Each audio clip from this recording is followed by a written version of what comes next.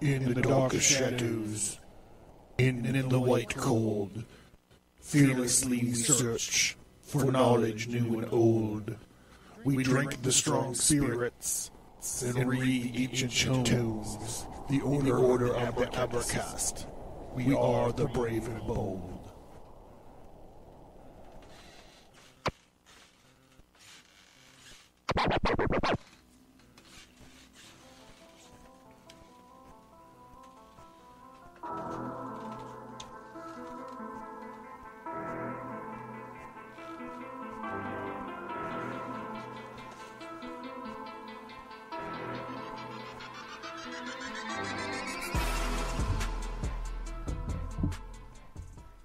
The Ages begins with the shocking story of Cain and Abel and the journey of violence and revenge spanning thousands of years, following Cain through his cursed life from an ancient invasion of malicious angels to the American Revolutionary War. A masterful, compelling journey through time, The Ages delves deep into arcane knowledge, myth, and legend. The art is stunning, and the story takes you on a journey where mortals, immortals, angels, and demons are all forced to deal with the folly that is God's creation. It's a beautifully dark and gritty ride through history.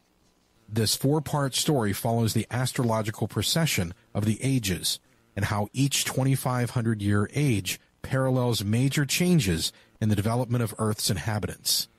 Cain's blasphemous struggle with the divine and sacred tyrant God will create and crumble empires, shape history, and cause a cosmic cataclysm.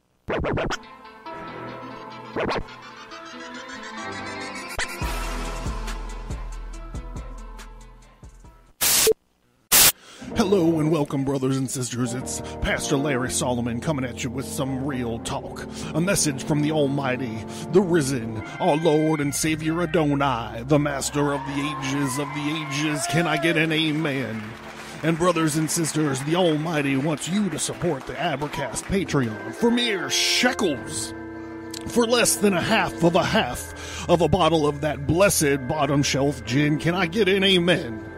And this is what's in store for you, brothers and sisters. In store for you, you vile sinners and you disgusting fornicators. This is what's in store for you. All 5 episodes of the Emerald Tablets of Thoth the Atlantean. Can I get an amen? Because there is a place called hell. Hell is real. And do you know who goes to hell? Sinners. Sinners go to hell. And there is only one way to escape hell. The fiery, pain-filled nightmare landscape of hell. The chains and gnashing of teeth of all the degenerates that are burning in hell. When the collection plate comes to you, brothers and sisters, to escape the infernal lake of never-ending fire and hatred, to escape the place, the hell, the real place called hell, just pledge $3 and up to the Mighty Abercast Patreon page. Can I get an amen? In December 1960, Allen Ginsberg and Peter Orlovsky arrived at Leary's house in Newton.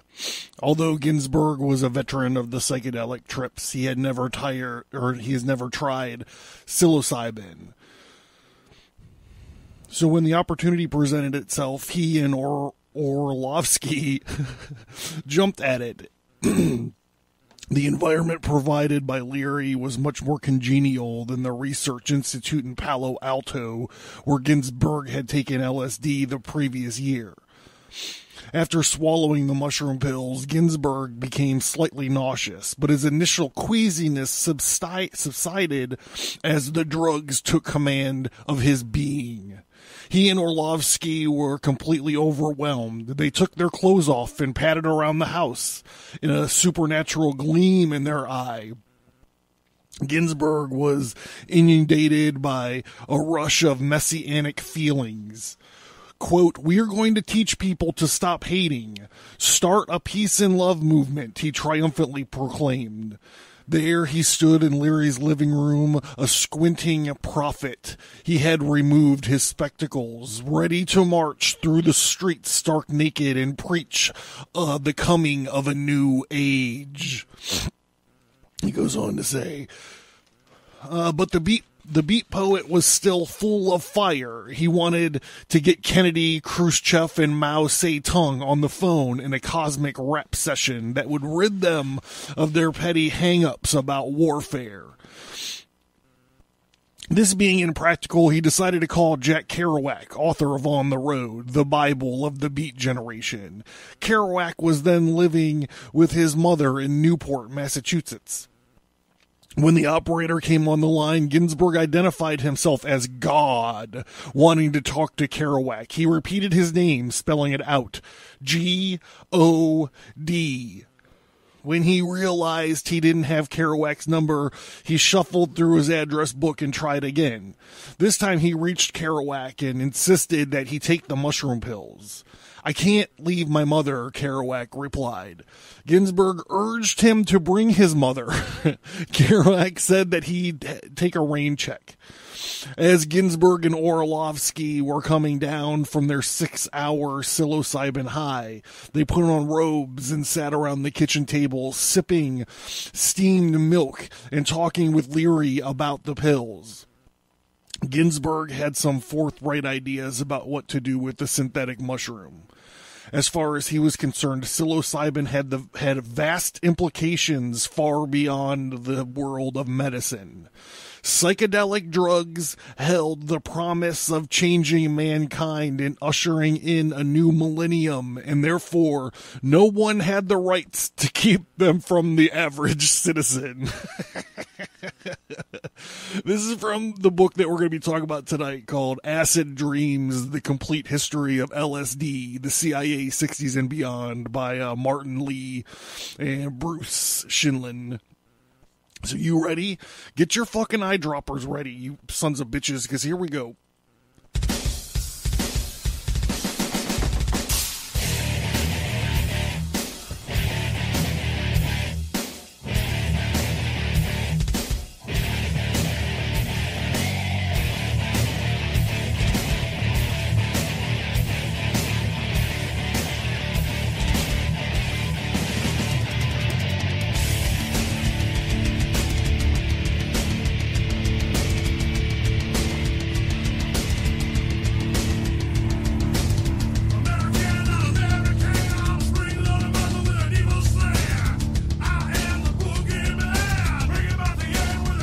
With a drop of my hand.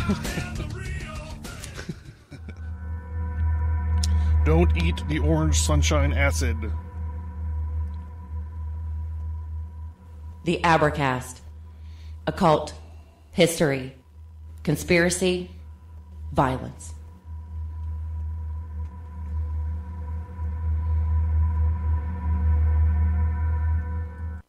All right, welcome to the Abercast, everybody. I'm John Towers. I got a lot of stuff to get through tonight, so let's just fucking get this thing rolling, okay? Featured. Oh, there's a new feature on the website at abercast.com. There's a featured topic section. So, as I'm doing these, because I jump topic, we do, if you haven't figured it out yet, we do a different topic every week. So the way that it's shuffled right now is the first 2 weeks, or the first week, the first, I don't know, program set of episodes or whatever, right now is for the occult stuff. And then we do a history thing. And then we have the third week of the month is blocked out right now for Chef's Choice.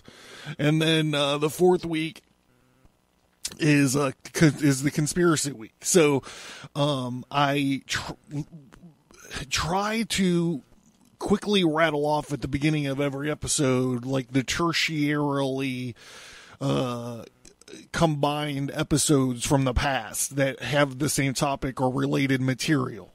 But the problem is I found that I was doing this and I was missing some.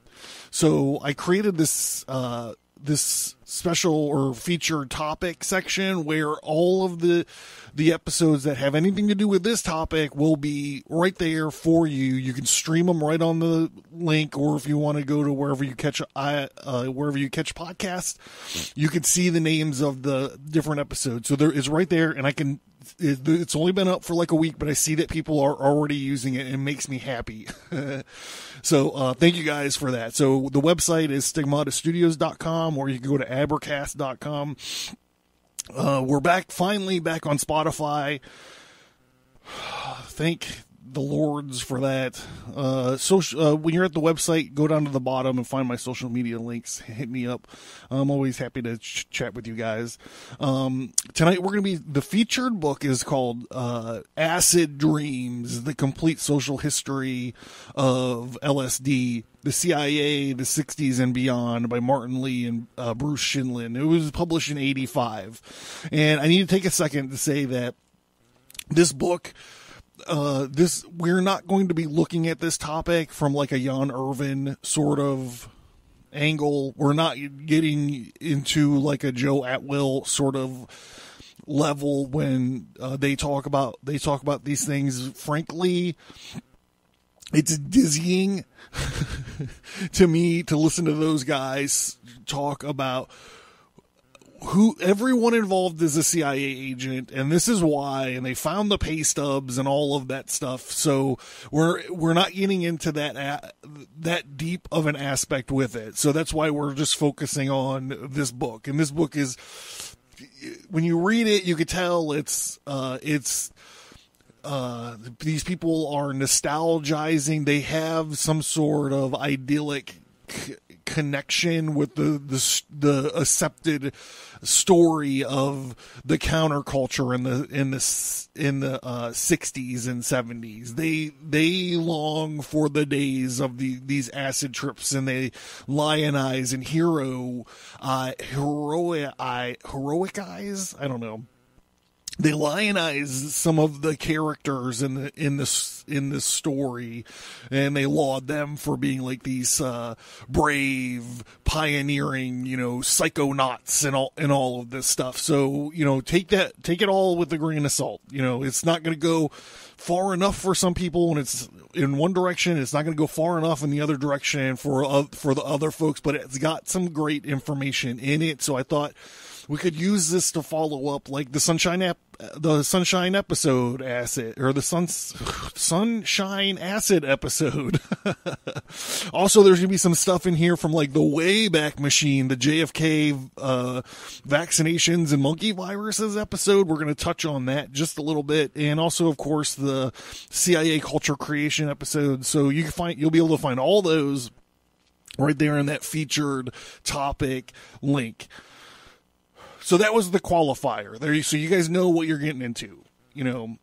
This book does not assume or recognize that all of these guys were CIA agents. But I don't know if at the same time it also doesn't go all the way and say that they weren't, or that this whole counterculture was created, on the backs of this LSD. So, that's a topic for another time maybe, but I did want to get through the information that was on this episode as a follow-up for this Orange Sunshine, acid bit from, a few months ago. So with that being said, my friends, go ahead and man your mason jar. You know the formula for mass distraction. Go ahead and mix it up. Get it going. Have a sip with me if you're able to, because this evening we're going to be talking about CIA. Oh, you know what other episode that we link into this that we didn't talk about is the William Colby episode, The Dangerous Life and Mysterious Death of William Colby. Don't forget that one for sure at all. So if you got your mason jar, you got your gin jihad all mixed up. Let's get into this thing.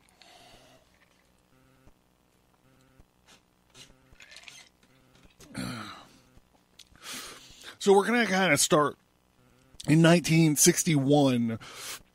Dennis... I have Dennis Leary. That's hilarious. In 1961, Leary went to Tangiers with the express purpose to dose William S. Burroughs with psilocybin. In the book, they talk about this. So they talk about all the people that he kind of went around to dose. Like in the cold open, he dosed Ginsburg and Orlovsky. But he said that he really wanted, he was eager to dose Burroughs to catch Burroughs' side of it. So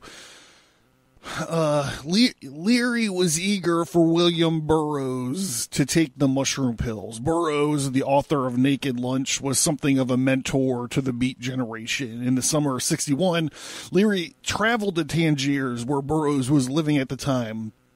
He was working on his new novel, The Soft Machine, smoking a considerable amount of Moroccan kit and experimenting with the flicker machine developed by his friend Byron Geisen. That caused hallucinations similar to mescaline or LSD. The poets Alan Anson and Gregory Corso were there for the session, along with Leary and Ginsburg. Things got off to a swimming start. As they sauntered in the warm moonlight high on psilocybin, but the mood quickly changed once it became apparent that the mushroom was not to Burroughs' liking. Quote, "No good, no bueno," unquote. He kept shaking his head. He split from the others and waited out his high in seclusion. Burroughs was never into drugs simply for a good time. Despite his psilocybin bummer, he agreed to go to Cambridge to participate in further experiments in consciousness alteration. Burroughs looked forward to working with sensory deprivation and submersion tanks, stroboscopes, machines to measure brain waves, and all the technical wonders that a prestigious university could supply, but his hopes were dashed as soon as he arrived at Harvard. All he found was a semi-permanent cocktail party with a bunch of starry-eyed intellectuals talking some half-assed jive about brotherly love. Skipping ahead, Burroughs was acutely aware of the darker side of American politics. He had some ominous premonitions about I don't know if this was before or after he blew his wife's head off while they were playing William Tell. I imagine it's after. That's an interesting story. He was in Tangiers eating the meat of the black centipede. His ominous premonitions about his impeding psychedelic revolution. Despite rampant enthusiasm for hallucinogenics among his peers, he suspected the sinister forces were also interested in these drugs and that Leary and his sidekicks might be playing right into their hands. Burroughs feared the psychedelics could be used to control rather than liberate the vision-starved masses. He understood that the seeker of enlightenment was especially vulnerable to manipulation from without. And he sounded an urgent warning to this effect in the opening passages of Nova Express, published in 1964. At the immediate risk of finding myself the most unpopular character of all fiction, and history is fiction, I must say this. Bring together state of news, inquire onward from state of doer. Who monopolized immortality, and who monopolized cosmic consciousness? Who monopolized sex, love, sex, and dream? Who monopolized time, life, and fortune? Well, just a list of magazines.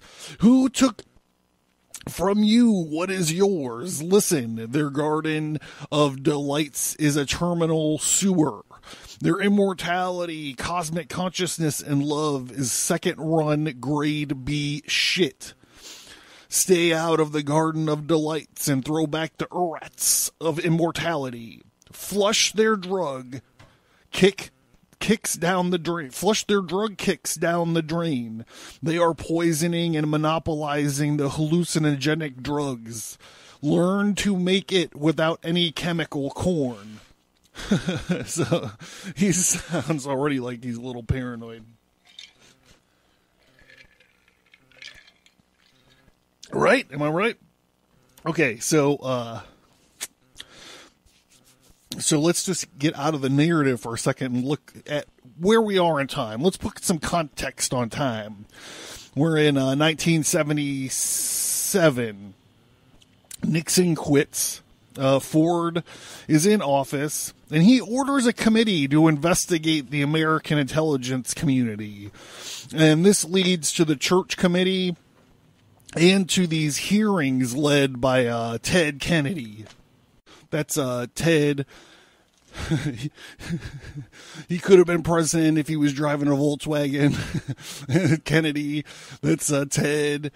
Ted Kennedy. My car. Ted. My car killed more people than your guns. Kennedy. You want to talk about Russian collusion real quick? I know it's all over the news. I mean, I'm recording this a couple weeks early, but you want to talk about Russian collusion? When Ronald Reagan was in office, Ted Kennedy wrote a letter to Gorbachev, and he was like, please, you only have to wait this 4 years out. Don't do anything drastic. We only have to wait these 4 years, and then we'll be rid of Reagan because he's a lunatic. All right, so Kennedy, they're despicable. Ted, the despicable Kennedy. He did these hearings on this, and the MK Ultra project came up, Project MK Ultra or whatever.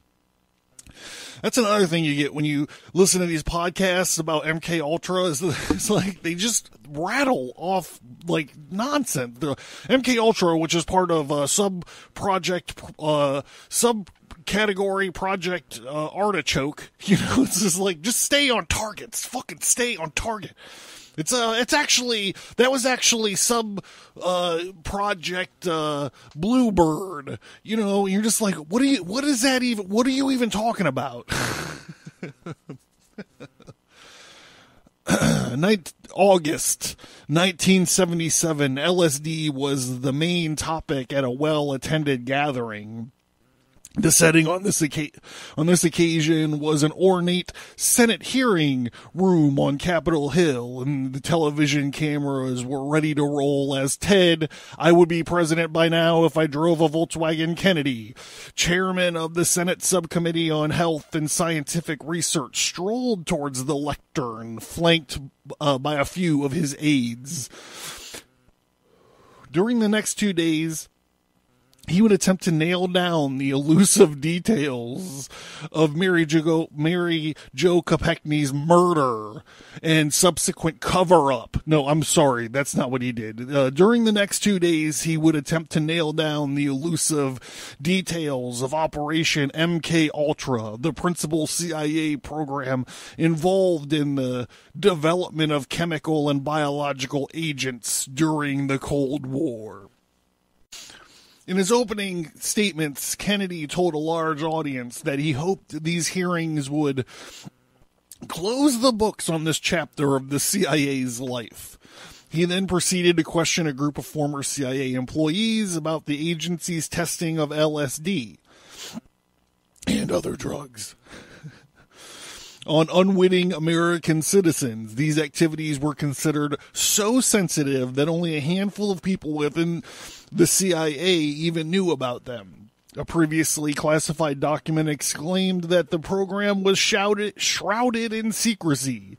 The knowledge that the agency is engaging in unethical and illicit activities would have serious repercussions in political and diplomatic circles and would be detrimental to the accomplishment of its mission.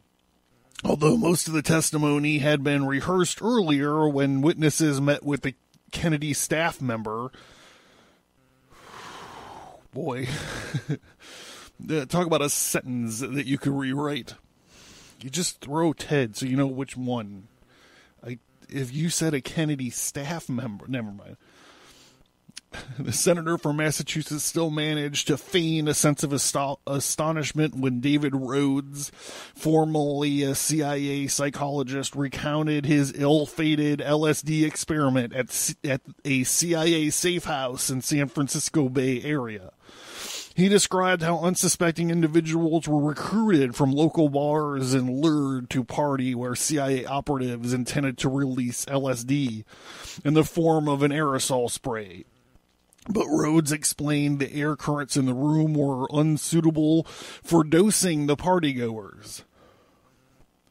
So one of his cohorts snuck into the bathroom and tried the spray on himself, and the audience chuckled and thought of grown men spritzing themselves with government acid while news reporters scribbled their renditions of their headline-making tale. So I went and I found some of this. I didn't find this old journalist reporters scribbling their rendition, but I found a reference to it in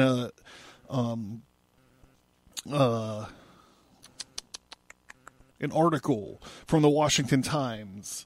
Acid flashback, CIA mind control experiment reverberates 40 years after the hearing. So, Ted was right. This really put a nail in this aspect of the CIA's life. This section of the article is called LSD and Brothels. One MK Ultra project involved CIA-run brothels in San Francisco and New York City. This is New York City.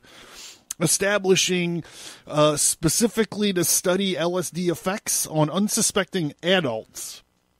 The theory was that LSD may be used as a true serum to force enemy agents to talk. According to declassified documents, the Senate testimony, Project Midnight Climax ran in San Francisco from 55 to 65 on Telegraph Hill, a short walk from North Beach's rowdiest bars. There, CIA employed prostitutes served acid-laced cocktails to men they lured. The L-shaped building boasted erotic wall art from French artist Henri de Toulouse-Lautrec. You know who? That's John Leguizamo walking around on his knees. You know what I'm saying? He's Henri Toulouse-Lautrec is actually an interesting historical character.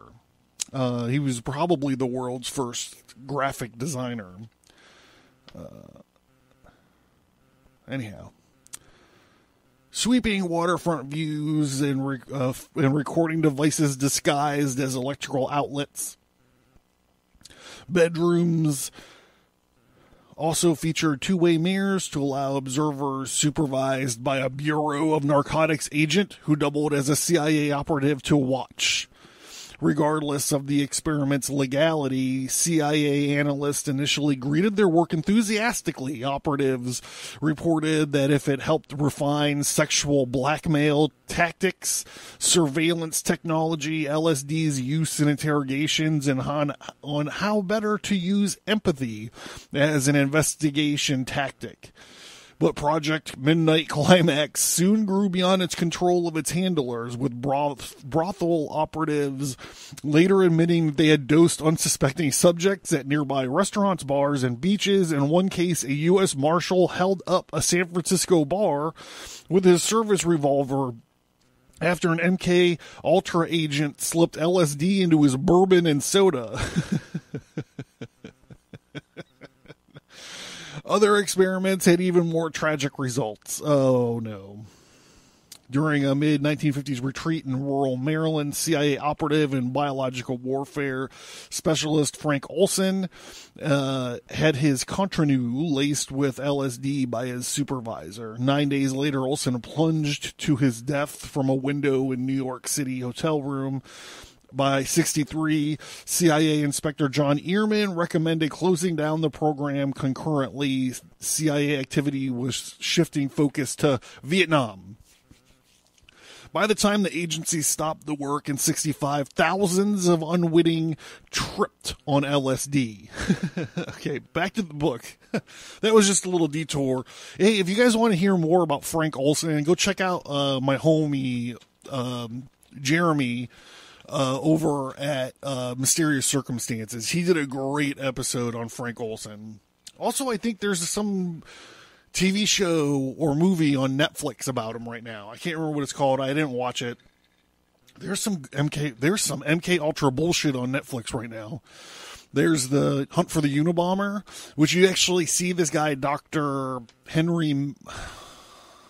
Oh fuck! What was it? Henry Murray.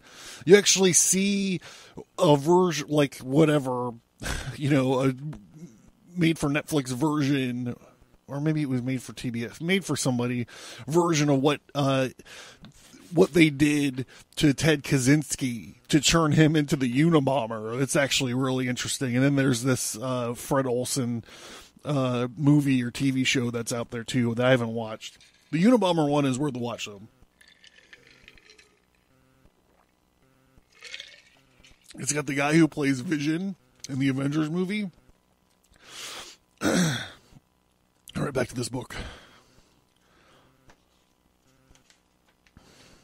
Yeah, we're good. Throughout the hearing, the senators listened to one account after another of bumbling and clumsiness on the part of agency personnel. Some shit never changes, does it? Philip Goodman, a CIA chemical warfare specialist, could have been describing a Three Stooges routine when he told them an attempt to test a launching device for a stink bomb. The projectile hit the window ledge, and the spooks held their noses. There was more laughs when mentioned a drug-coated swizzle stick that dissolved in a cocktail but left a taste so bitter that no one would drink it. So forth and so on. A kind of buffoonery proved to be effective public relation ploy for the CIA, deflecting serious scrutiny from drug-related misdeeds. By stressing ineptitude, the agency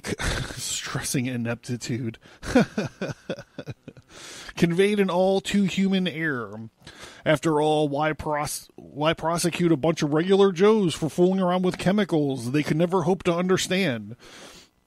The star witness on the second day of the hearing was CIA's chief sorcerer scientist, Dr. Sidney Gottlieb, who ran the MK Ultra program. Gottlieb, a slight man with short gray hair and a club foot, agreed to testify only after receiving a grant of immunity from criminal prosecution. His testimony before the Senate subcommittee marked the first appearance of the shadowy figure since he left the agency in 1973. Actually, his appearance was semi-public because he suffered from heart condition. Gottlieb was allowed to speak with the senators in a small antechamber, while everyone else listened to the proceedings over a public address system. The purpose of Operation MK Ultra and related programs, Gottlieb explained, was to investigate whether and how it was possible to modify an individual's behavior by covert means. When asked to elaborate on what the CIA learned from this research, Gottlieb was afflicted by a sudden loss of memory, which should have negated his immunity.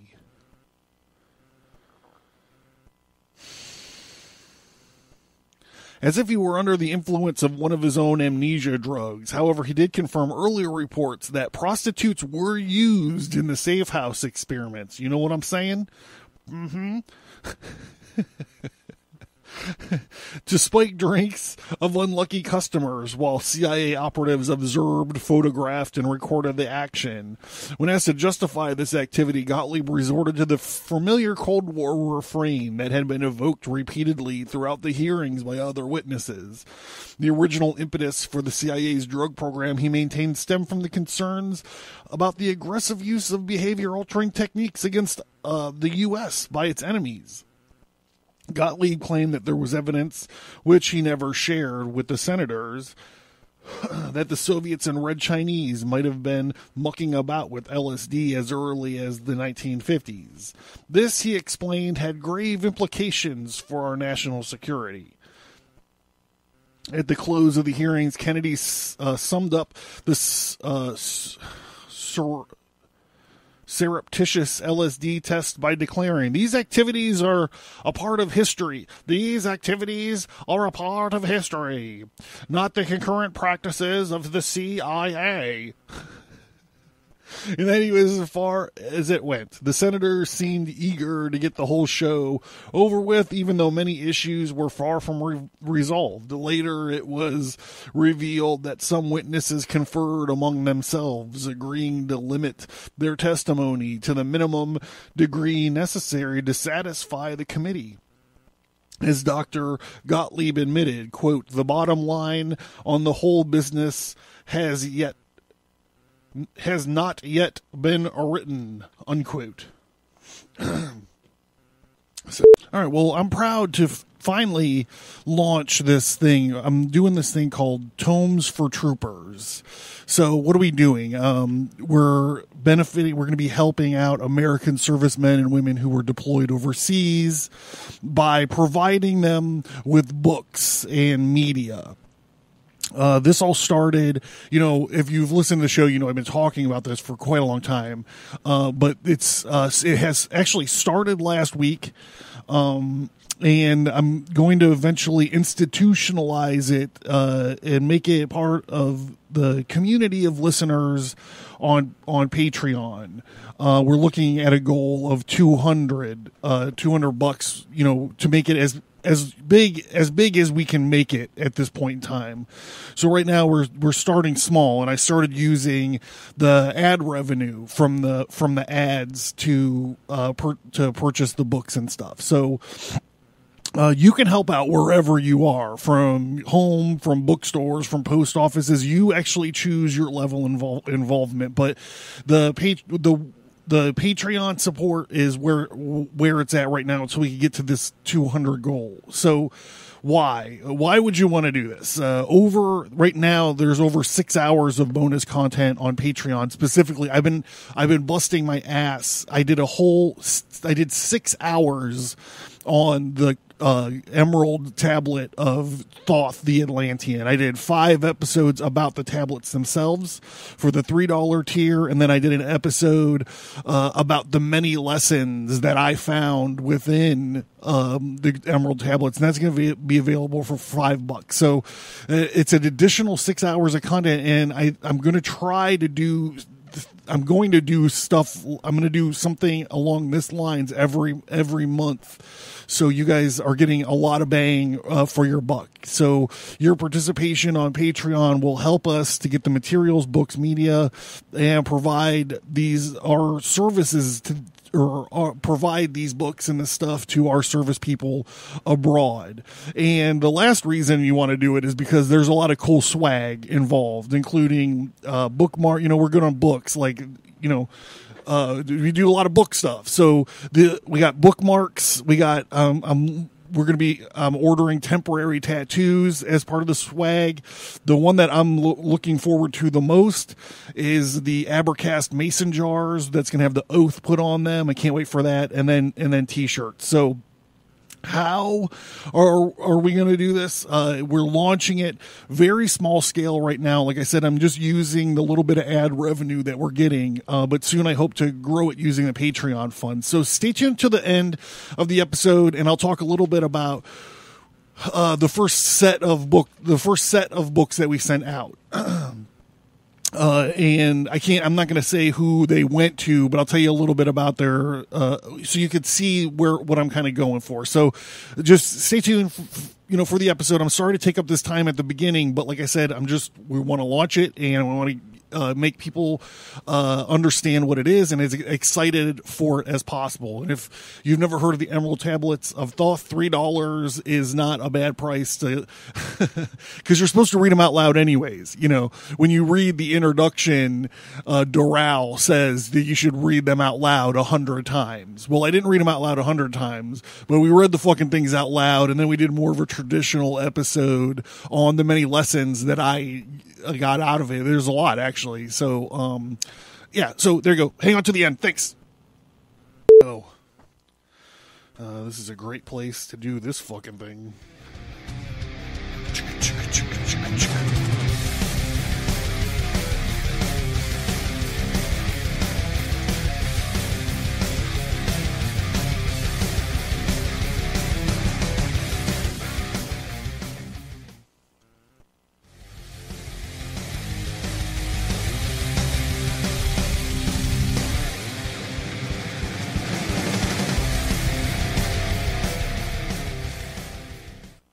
Okay, welcome back.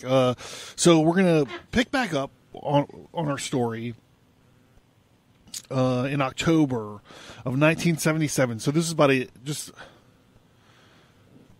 about a month after these Ted Kennedy shenanigans. Ted, if I was driving a Volkswagen, I'd be president by now. There's the University of California in Santa Cruz. There's a conference starring this all-star lineup of poets, scientists, journalists, and celebrities. And the event was called LSD, A Generation Later. The headliner was Dr. Albert Hofmann, who accidentally invented LSD in 1938, if you believe the story. Remember, as we're getting into this, I want you guys to remember back to the cold open with Ginsburg.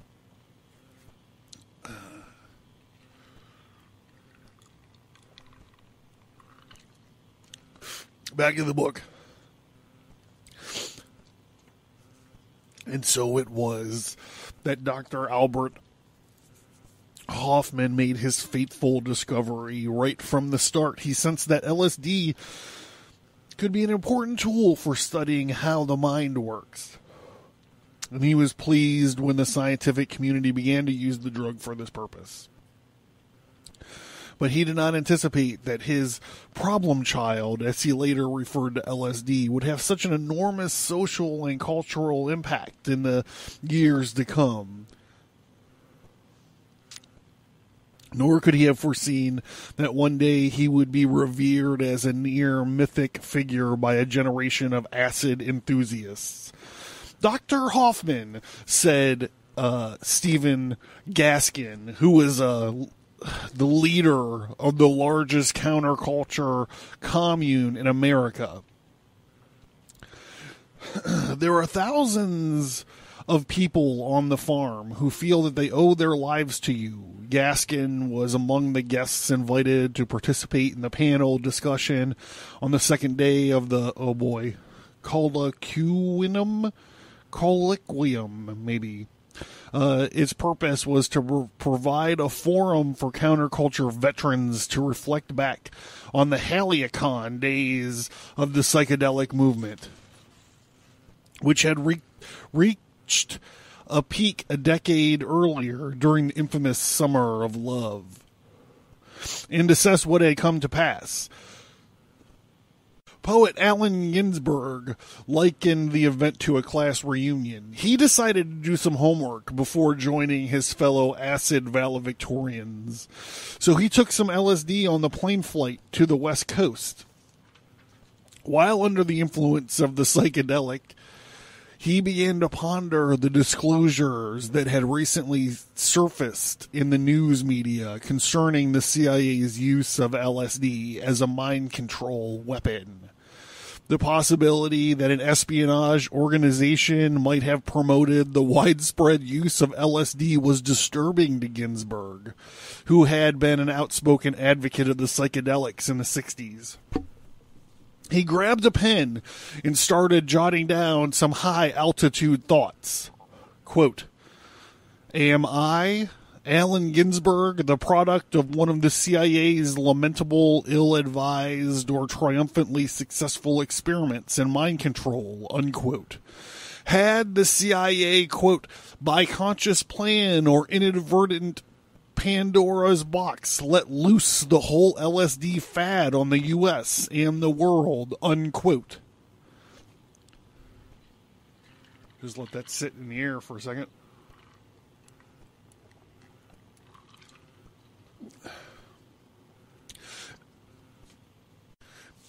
Ginsburg raised the CIA issue during the conference, but a few seemed to take the matter seriously. Quote, the LSD movement was started by the CIA, unquote, quipped Timothy Leary. Not Dennis Leary. Not Dennis Leary. He did not steal Bill Hicks's whole act and become, an Emmy Award winner or whatever off of its back. The back of his friend who was fucking dying of cancer. He's not Dennis Leary. He's Timothy Leary. So I'm sorry for that rant. I get triggered. In the parlance of the day, I get triggered. Back to the top. Ginsburg raised the CIA issue during the conference, but few seemed to take the matter seriously. Quote, the LSD movement was started by the CIA, unquote, quipped Timothy Leary with a wide grin on his face. Quote, I wouldn't be here now without the foresight of the CIA scientists, unquote. The one-time Pied Piper of the Flower Children was in top form, laughing and joking with reporters as though he hadn't been chased halfway around the world by U.S. narcotics police and spent the last few years in prison. Quote, it was no accident, Leary mused. I should say, quote, it was no accident, unquote, Leary mused, quote, it was planned and scripted by the Central Intelligence, and I am all in favor of Central Intelligence. Well, there it is. So I want to pump the brakes here for a second. I want to pump the brakes here for a second. In order to, I think, understand this, I don't even know if it's understanding, but it's something that's interesting to me. So I think it is to understand it. But what we have to talk about, if we're going to assert the idea that the CIA created the counterculture, we have to figure out why, right? Why would the man create these leftist, ever-growing militant hippies strung out? I mean, I don't know what the answer is. So what I think what it could be is that we have to understand the state of, here we go, we're going back to Vietnam. Man, that camping trip really fucking did it to me, didn't it? So I think we have to understand the state of the war in Vietnam. There was this anti-war movement for sure. At the time, it was pretty quiet. It was academics, clergy, lawyers, journalists. I believe it was a conservative movement, pushing into the early to mid 60s. I mean, JFK was the president, you know what I mean? But that's not to say that there was no there was no protest like we will go on to understand the protests of the Vietnam War. In 62, Dylan was already doing anti-war protest songs. He did Blowin' in the Wind. I don't like Bob Dylan, and I can't say that I've ever heard this song. But I do know that people are like, it's one of the top anti-war songs ever. But I think here's where shit got real. In 62, the draft is instated. The draft is instated. That's a big deal in 62. And in 63, we've talked about this on numerous occasions. Diem is assassinated. Kennedy greenlights the guy in charge of Vietnam, and he winds up, him and his general brother wind up dead, shot and stabbed to death in the back of a armor personnel carrier. And, Kennedy, in true to form, is like, shit, I didn't know that was going to happen. What do we do? Nothing. We don't do anything. We don't do anything. And generations of journalists are still covering that track for him. So Diem is assassinated, and the whole shitstorm is on its way down. I mean, the Vietnam War. The whole thing that we know as the Vietnam War is coming down in like a fucking freight train. I think maybe the CIA was working to discredit the conservative anti-war movement. And I think that introducing LSD and a bunch of acid heads dressed like dipshits, acting like fools, and just dropping them like a bomb in the middle of San Francisco might have seemed like a good idea at the time. But I'm just a writer with a podcast. What do I know? I don't know. I'm pretty, whatever happened, I'm pretty sure it got away from them and probably didn't go the right way. So we're going to go back to the book, and we're going to go back to these authors, the guys who wrote the book. And they're talking about going through almost 20,000 pages of declassified material on MK Ultra. So we're back to the book, and this part takes place in the 80s. It's these classified documents. So here we go.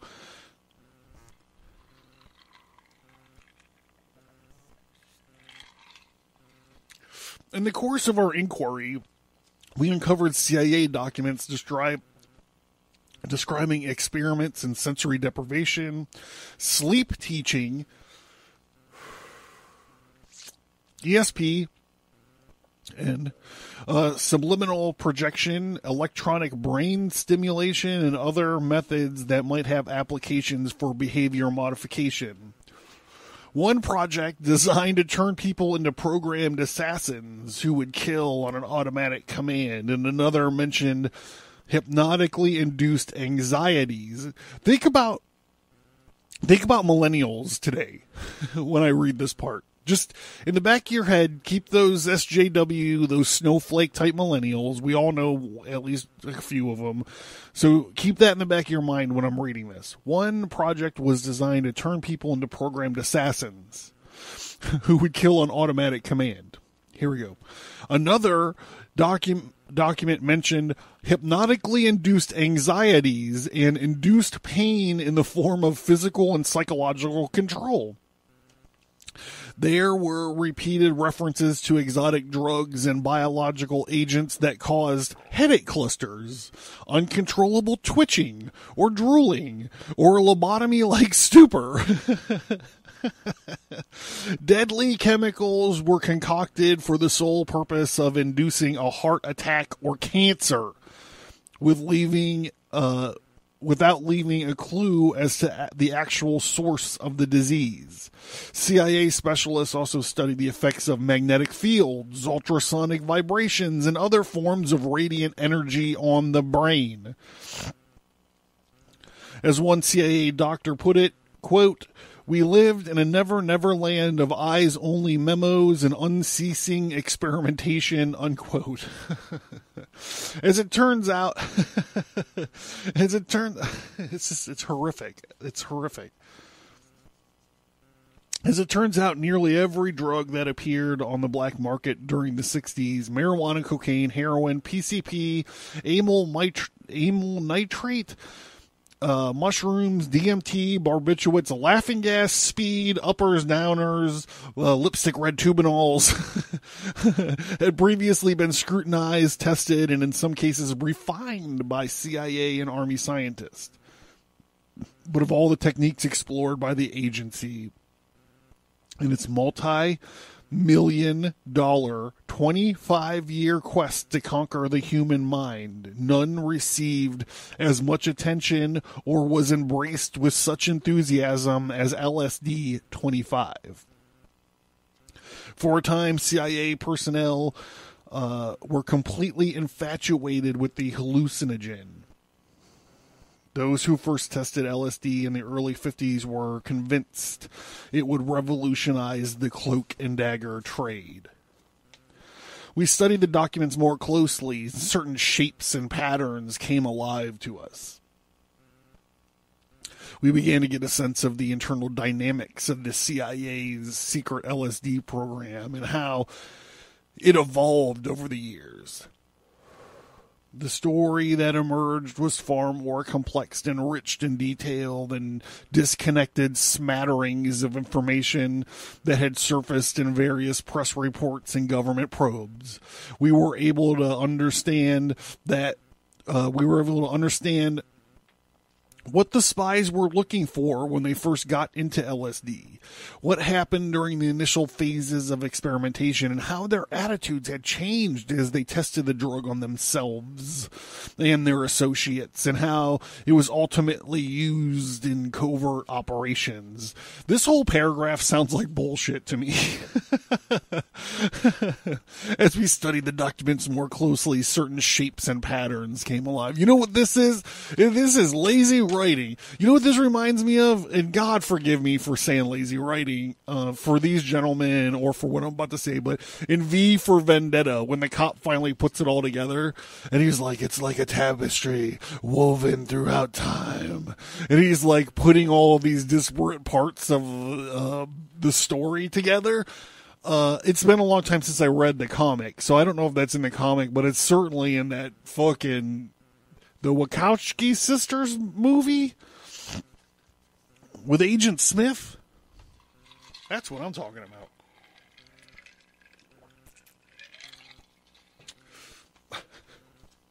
Back to it. The central irony of LSD. Oh, hold on. Before I read that one, hold on.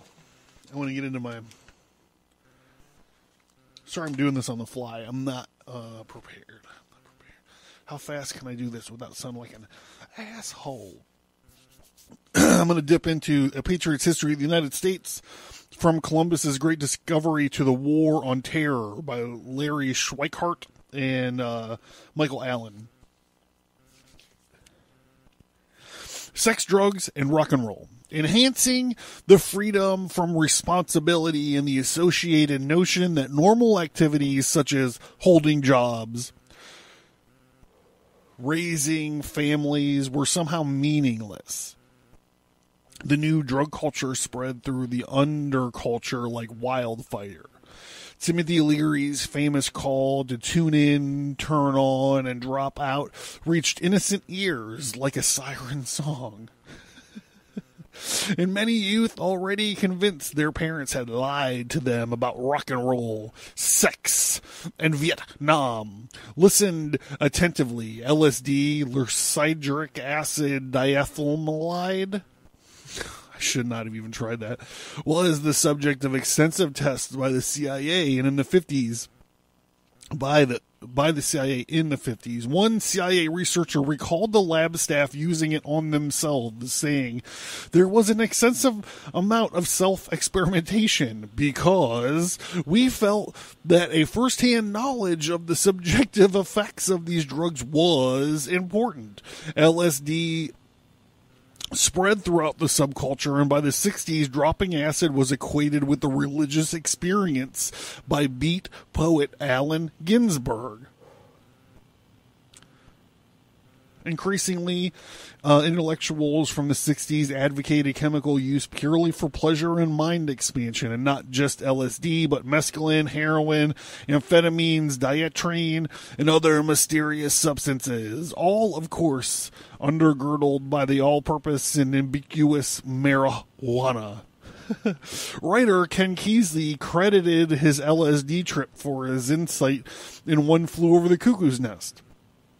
That's weird. He actually would drop these, Ken Kesey would actually drop these psychoactive drugs or psychedelic drugs. And they would actually get them, they would actually get peyote mailed to them from like New Mexico and Texas. There was a mail order peyote service that would mail him peyote, and his idea was that if he could get peyote and do that drug, it would give him symbolism and archetypes of the indigenous people. So this is where the the schizophrenic Indian from One Flew Over a Cuckoo's Nest came from. And this is why the book is written from this Indian's perspective, because Kesey would write on these drugs.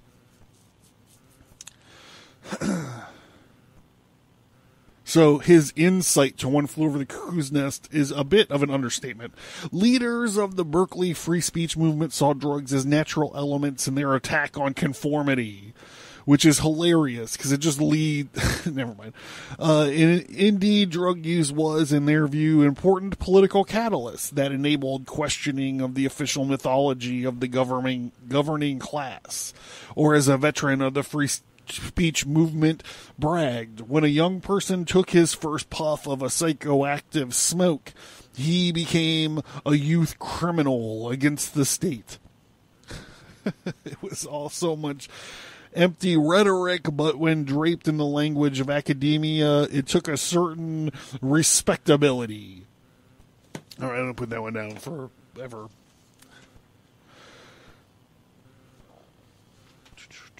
Back to acid dreams. The central irony of LSD is it had been used both as a weapon and a sacrament, a mind-control drug and a mind-expanding chemical. Each of these possibilities generated a unique history, a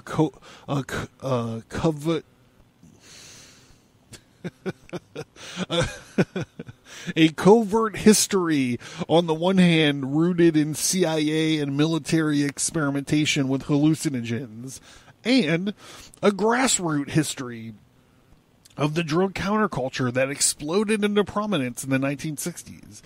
At key points, the two histories converge, overlap, forming an interface between the CIA's secret drug programs and the rise and fall of the psychedelic movement. So here, this paragraph is the one that I've been trying to stay away from because it has the people on this side going fucking batshit, and it's got the people on the other side going fucking crazy. But this is where these middle of the road, vanilla, pedestrian type of authors stuck us. Martin Lee and Bruce Shandlin. This is where they put us in our path for this evening.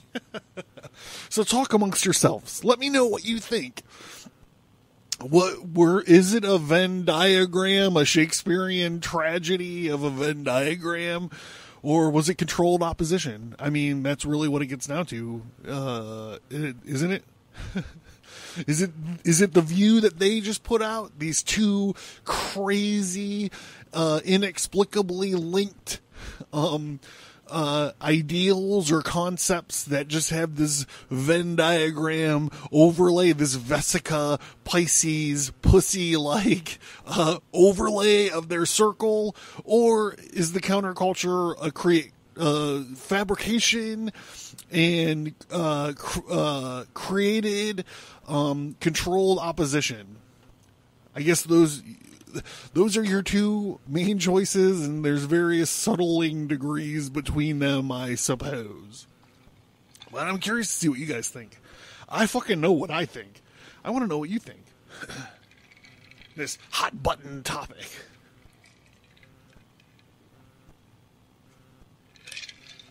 All right, we're going to finish up here. LSD accentuated a spirit of rebellion and help. Was it rebellion? I don't know. Is that what we're just talking about? Was it rebellion or was it mind control? And helped to catalyze the expectations of many unto greatly expanded vistas The social environment in which drugs were taken fostered an outlaw consciousness that was an intrinsic to the development of the entire youth culture. While the use of drugs encouraged a generalizing of discontent that was significant political ramifications. The very expression of the youth revolt was influenced and enhanced by the chemical mind changers. LSD and marijuana formed the armature of a many-sided rebellion whose tentacles reached into the heights of ego-dissolving delirium. A rebellion as much concerned with the sexual and the spiritual as with anything traditionally political. It was a moment of great anticipation, and those who marched in that great Dionysian rap dance were this is so much bullshit, was confident that they put their feet down on history, and history would surely budge. But the mood had changed dramatically by the end of the decade, and the political fortunes of the new left quickly plummeted. There were many reasons for this, not the least of which involved covert interventions by the CIA, FBI, and other spy agencies. The internecine conflict that tore the movement apart were fomented in part by government subversion. But such interference would have been far less effective if not the innate vulnerability of the new left, which emphasized both individual and social transformation. Remember, in 62, Dylan was saying, Blowing in the Wind, this anti-war protest song. And later what he would say, everybody must get stoned. It's personal transformation, don't you see? It's individual, social, personal transformation. The rite of passage between death and a difficult birth. We have come to a curious place altogether, all of us, recalls Michael Roseman. As politics grew cultural, we realized that deeper forces were involved than had yet been named or attended deliberately, were adrift in questions of potentials. The organizational disintegration of the movement as a political body was an outer emblem of conceptual incoherence. An inability to synthesize an adequate frame of understanding and program, to embody all that we had come to realize was essential for the transformation we sought. An autopsy of the youth movement would show that death resulted from a variety of ills, some self-inflicted, others induced from without. There was a paramilitary bug that came in like a plague after Chicago, a bug transmitted by provocateurs and other government geeks who were welcomed by the movement's own incendiaries. A vicious crackdown on all forms of dissent ensued, while domestic violence played on the TV news as a nightly counterpoint to the appalling horror in Vietnam. It was the war, more than anything else, that drove activists to the brink of desperation. If not for the war, the legions of anti-authoritarian youth would never endure the totalitarian style of the dogmatic crazies and the militant crazies who combined to blow the whole thing apart. What subverted the 60s decade, and according to a Murray Book-Chin, was precisely the percolation of traditional radical myths, political styles, and sense of urgency, and above all, a heightened metabolism so destructive in its effects that it loosened the very roots of the movement. It was as it fostered its ranked growth But in respect, the widespread use of LSD contributed significantly to the demise of the New Left. For it heightened the metabolism of the body politic and accelerated all the changes going on, positive and negative. And in all the contradictions and its hyped up condition, the New Left managed to dethrone one president and prevent another from unleashing a nuclear attack on North Vietnam. These were mighty accomplishments, to be sure, but the movement burned itself out in the process. It never mastered its own intensity, or could it stay the course and keep on a sensible political track. During the intoxicating moments of the late 1960s, many radical lefts were on their verge of cataclysmic upheaval. An imminent break, a total revolution in their dream world apocalypse was never far away. The delusion of grandeur they entertained were amplified by psychedelic drugs to the point that some felt themselves invested with magical powers. They wanted to change the world immediately, or at least as fast as LSD can change a person's consciousness, by lazy writing, by magnifying the impulse towards revolutionism out of context. Acid sped up the process by which the movement became unglued, and activists who never took an LSD trip were affected by this process. The use of LSD among young people in the U.S. reached a peak in late 1960s, shortly after the CIA initiated a series of covert operations designed to disrupt, discredit, and neutralize the New Left. Was this merely a historical coincidence, or did the agency actually take steps to promote the illicit acid trade? Fuck, guys, I guess that's the whole question. Is it? Is it the whole question? Like I said, I'm curious to know what you guys have to say about this, and I forgot to plug the Patreon thing at the beginning of the show. So I do have a Patreon account. It's not doing a whole lot right now, but I have some plans. I have some plans for it. My main goal right now is I want to launch a Books for Soldiers thing, so Make America Weird Again kind of thing. So I'm tuckered out, dudes. Like I'm busted. This went a little long. I'm ready to go float around in the pool, take the rest of this gin in a beer bong funnel. You know what I'm saying? Get some Cheez-Its. Jam a pulled pork sandwich in my face.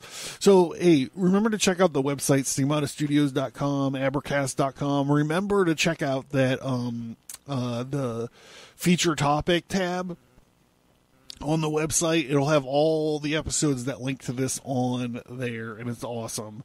So check that out. I'm on Spotify again. I got hooked back up since moving day. I've been away, so I'm happy to be back on Spotify. So if you like to catch shows on Spotify, bing, there I am. Like a fucking ready bake oven. Patreon.com. What else do I got? Social media. Let me know what you think about this episode. I know it's controversial. I know it's a firebrand kind of topic, especially nowadays. People, you crazy people and your psychoactive chemicals. All right, so we're going to close this out with this. We're going to close this out with this. All right, so this is the Tomes for Troopers. The first round that we went to, we sent Timothy Zahn Star Wars book out to a soldier, army guy. He asked specifically for this book, and I was like, I will grant him this book, because whatever Timothy Zahn's putting out, it is better than the shit Disney's putting out. So this guy, all I know is that he's in the Middle East. I could tell that by his APO, the Army Post Office code. And he's in a combat sustainment support battalion. So what it is it's logistic stuff, right? They're moving beans, bullets, and Band-Aids to the forward posts. So we sent those out to him, and then the best one was this guy they are they're in an air expeditionary wing, but it is an army post. They are doing, it's called Trans Advice Assistant Command Air, which means that they advise and assist, and they're working with the Afghani Air Force to build a sustainable Air Force over there for those guys. So they're working hand in hand with these Afghani military. So I'm just going to read what they wrote. They said the classics are still appreciated. And we did have some parents request kids' books that they can read to their kids over the phone on FaceTime, ages 0 to 6, for children's books. And I just read that and I'm like, there is never, ever going to be an opportunity for me to send kids' books to Afghanistan so these guys could read kids' books to their children back home. So we sent the monster at the end of this book, which is probably the best probably the best kids book out there. We sent it's called Digger, Dozer, and Dumper, and the first 100 words. So we sent those books out there to them for this initial thing, and this is small. This is just a blink of what I actually want this thing to be. I'm just using the small amount of ad revenue that I got this month to do this. So I hope you guys are interested, and I hope you guys check out the Patreon to help get on board with this. Thank you so much, guys. And then we're gonna close it out with "Fucking Fight" by Soda Jerk. It's our traditional send off. So deal with it. Just enjoy it.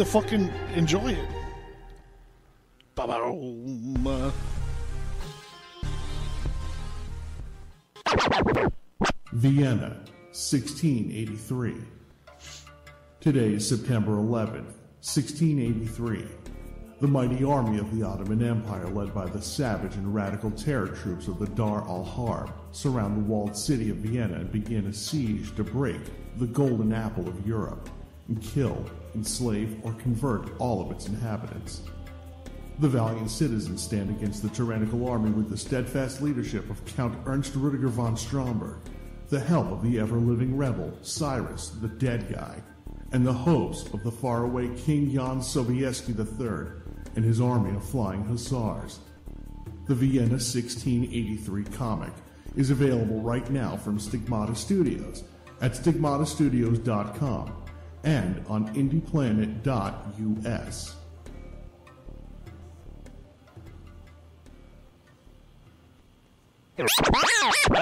The Non-Standard Squad, 1944. World War II. 3 weird American soldiers are on a search and rescue mission into the oldest and darkest regions of Europe. A cursed, ever-living warrior, Cyrus the Dead Guy. An experimental warbot, Sergeant Lane McCord. An all-red axe, mysterious rogue with a demon-possessed arm, come face-to-face with an army of magically corrupted machine-obsessed elves, a magic hammer-wielding Norse Ubermensch, and a Nazi wizard who is a member of the ancient Dark Order of the Shining Hexagon. The Non-Standard Squad 1944 comic is available right now from Stigmata Studios at stigmatastudios.com and on indieplanet.us.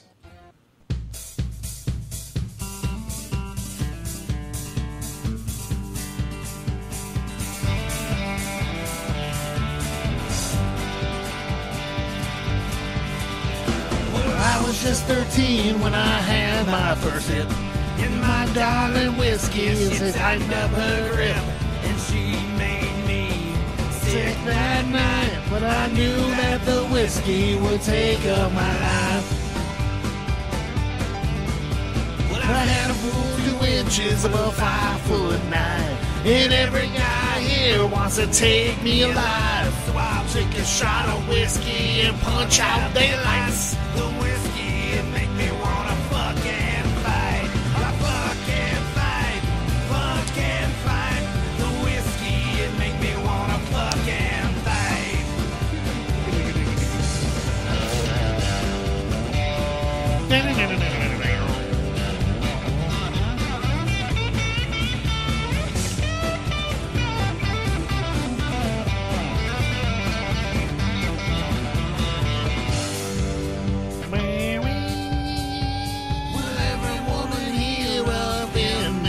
place. Not even the crack of dawn is safe. So I'll take a shot of whiskey and say goodnight. The whiskey, it makes me wanna fucking fight. I fucking fight, fucking fight. The whiskey, it makes me wanna fucking fight. The whiskey, it makes me wanna fucking fight. The whiskey, it makes me wanna fucking fight. Yeehaw. Hello and welcome, brothers and sisters. It's Pastor Larry Solomon coming at you with some real talk. A message from the Almighty, the risen, our Lord and Savior Adonai, the Master of the ages. Can I get an amen? And brothers and sisters, the Almighty wants you to support the Abercast Patreon for mere shekels. For less than a half of a bottle of that blessed bottom shelf gin. Can I get an amen? And this is what's in store for you, brothers and sisters. In store for you, you vile sinners and you disgusting fornicators. This is what's in store for you. All 5 episodes of the Emerald Tablets of Toth the Atlantean. Can I get an amen? Because there is a place called hell. Hell is real. And do you know who goes to hell? Sinners! Sinners go to hell. And there is only one way to escape hell. The fiery, pain-filled nightmare landscape of hell. The chains and gnashing of teeth of all the degenerates that are burning in hell. When the collection plate comes to you, brothers and sisters, to escape the infernal lake of never-ending fire and hatred, to escape the place, the hell, the real place called hell, just pledge $3 and up to the Mighty Abercast Patreon page. Can I get an amen?